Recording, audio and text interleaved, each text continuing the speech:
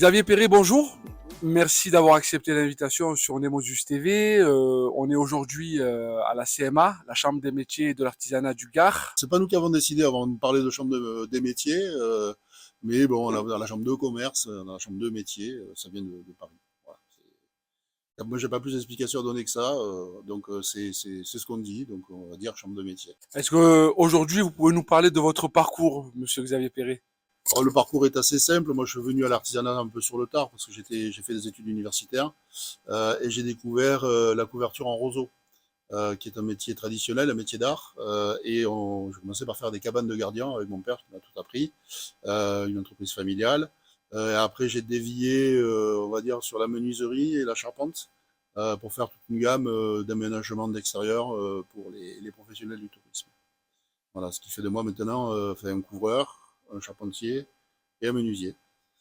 Comment en êtes-vous arrivé à la présidence de la Chambre de métiers? Alors, en fait, j'étais président de la CPME à l'époque, qui était un syndicat qui est très engagé au niveau de l'artisanat, aux côtés de la Fédération française du bâtiment. Donc il fallait monter une liste régionale pour les dernières élections. Et dans le Gard, bon, il a été décidé que ce serait moi qui mènerais la liste. Euh, voilà, quoi, il n'y a pas plus à dire. Le job a été fait. Et puis on a gagné. Bon, on a fait une grosse campagne, mais de proximité. C'est-à-dire qu'on était très peu dans les médias, mais beaucoup, beaucoup sur le terrain. Pouvez-vous nous présenter ce formidable outil qui est la CMA, la Chambre de métiers et de l'artisanat?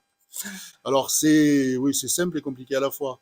Une chambre de métier, c'est en fait on travaille sur un public qui correspond à peu près à 27 000 ressortissants dans le Gard et qu'on appelle les entreprises artisanales. L'entreprise artisanale a une caractéristique, c'est que au-delà du fait de faire du commerce, il y a des savoir-faire qui sont à l'intérieur. Un boucher, enfin, s'il revend que de la viande, c'est un commerçant. S'il travaille la viande, c'est un boucher. Voilà.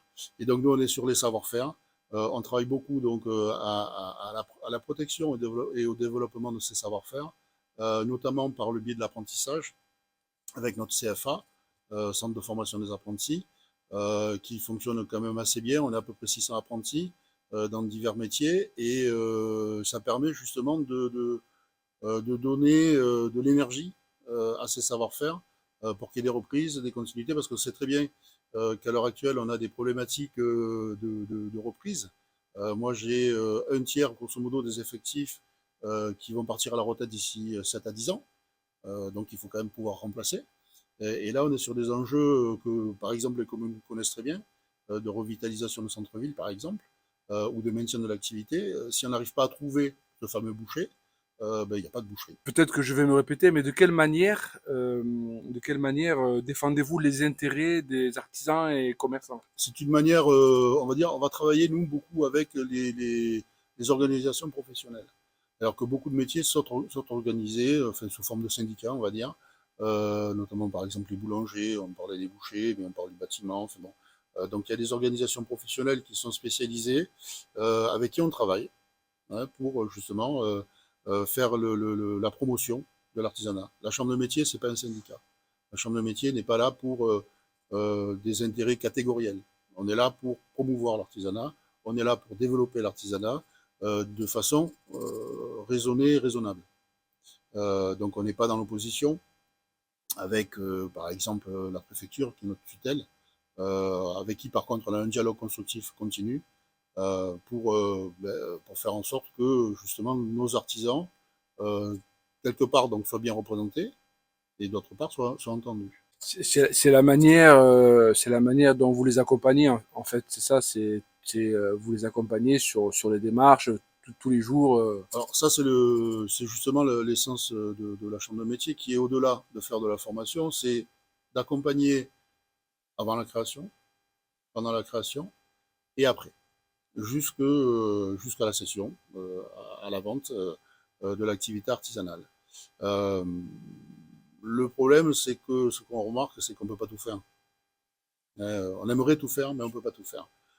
Et qu'on a ce qu'on appelle des trous dans la raquette, dès lors que l'entreprise artisanale a été installée, qu'elle a plus de 3 ans, et grosso modo, il arrive que ces entreprises-là, on les retrouve à la cession.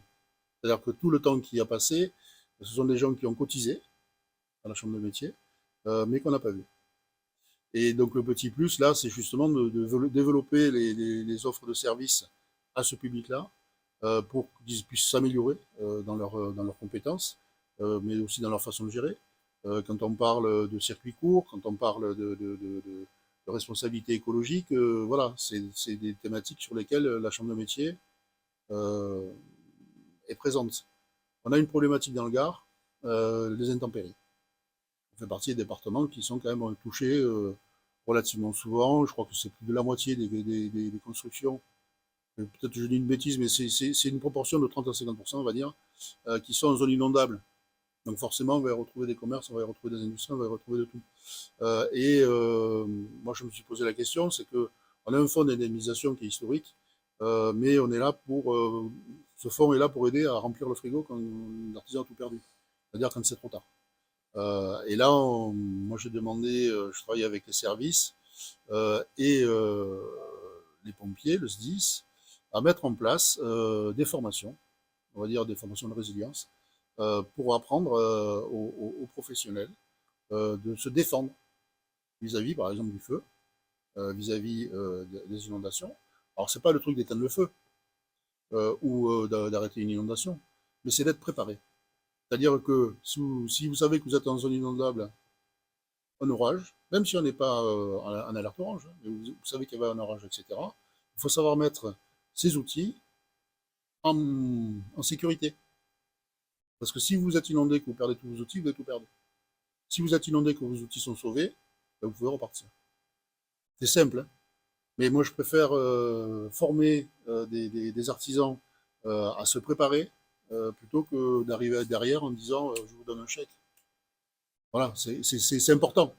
Mais quelque part, ça veut dire qu'on a failli peut-être à notre rôle. Effectivement. Et quel intérêt portez-vous à la transmission à travers la formation? Alors, on retourne aussi à l'essence même de l'artisanat. C'est-à-dire que on a eu peut-être une image un peu d'épinal, mais qui est pas fausse du maître de l'apprenti. Bon, pas parler de Star Wars, hein, mais c'est une image récurrente de notre culture. Et forcément, l'artisan, il a son apprenti. C'est-à-dire qu'un artisan, il transmet. Et il transmet à qui? En général, à la personne qui va reprendre son activité artisanale. Ça vient en fait du fait qu'avant, c'était vraiment une tradition orale. Et d'ailleurs, il y a des gestes qui se perdent plus ou moins en ce moment, mais enfin, qu'on travaille à garder. Il y a des gestes qui ne s'écrivent pas. Donc j'ai un collègue d'une CMA départementale qui lui a mis en place un système de vidéo qui est très intéressante, où il filme en fait des compétences rares pour garder la trace de cet artisanat. Et comme je disais tout à l'heure, nous on est sur les savoir-faire et maintenir ces savoir-faire, les développer, les garder, c'est-à-dire les stocker pour peut-être les ressortir un jour. C'est très important parce que ces savoir-faire, c'est la richesse d'un pays. En France, on a beaucoup de savoir-faire, donc on est un pays riche de savoir-faire. Et si on perd des savoir-faire, on s'appauvrit. On a un programme qui s'appelle Archipelago avec des pays d'Afrique où on a de très bons artisans, mais qui transmettent peu. Donc nous, ce qu'on fait, c'est qu'on les fait venir en France, pas pour leur apprendre l'artisanat, ils sont très forts, ils n'ont pas besoin de nous, mais pour leur apprendre à transmettre. C'est-à-dire à mettre en place tout un système euh, éducatif, d'apprentissage, formalisé, où on garde des traces, où les enfants ont un tronc commun, par exemple, où ils apprennent à lire, à écrire en même temps, et ça va développer leur richesse. Nous, en France, on a eu, vous vous rappelez du Covid? Absolument. C'était pas une bonne période, hein. Pour tout le monde.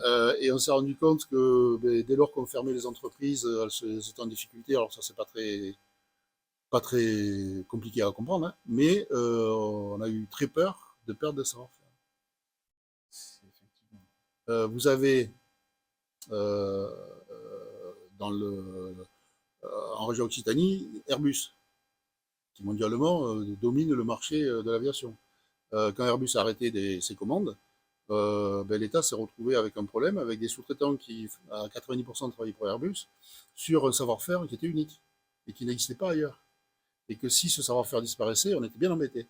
Donc il y a eu le PGE, il y a eu des tas de choses qui ont été mises en place justement pour éviter ce qu'on appelle ces ruptures de valeur, de création de la chaîne des valeurs, et de garder ce savoir-faire. Et en fait, quand on réfléchit un peu, Airbus, c'est quoi? Au départ, ben, c'est de l'artisanat. C'est un artisanat qui a réussi. Les premiers constructeurs d'avions, alors c'était des poètes, des fous, mais souvent des ingénieurs, qui ont rencontré l'artisanat pour construire les premiers avions. Les premiers avions ont été construits dans des garages. Et ce sont des savoir-faire.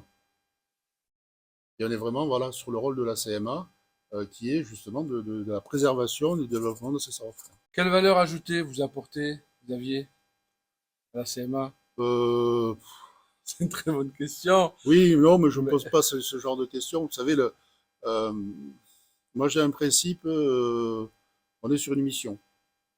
Voilà. Il faut le faire avec beaucoup d'humilité. Il ne faut pas se prendre au sérieux, mais il faut être sérieux.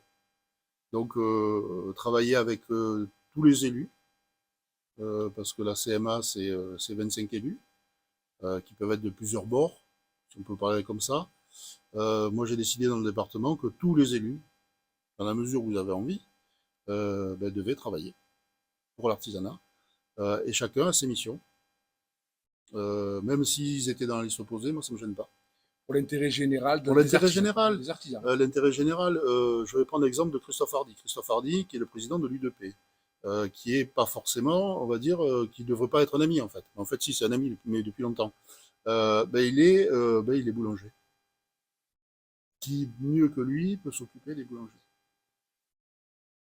Il est même président hein, du syndicat des boulangers. Donc, dès qu'on a une problématique boulanger, c'est lui qui s'en occupe. Et moi, je n'y vois aucun problème, et lui non plus. Le truc, c'est qu'en fait, on travaille en amont, on tombe d'accord sur ce qu'on va faire, etc.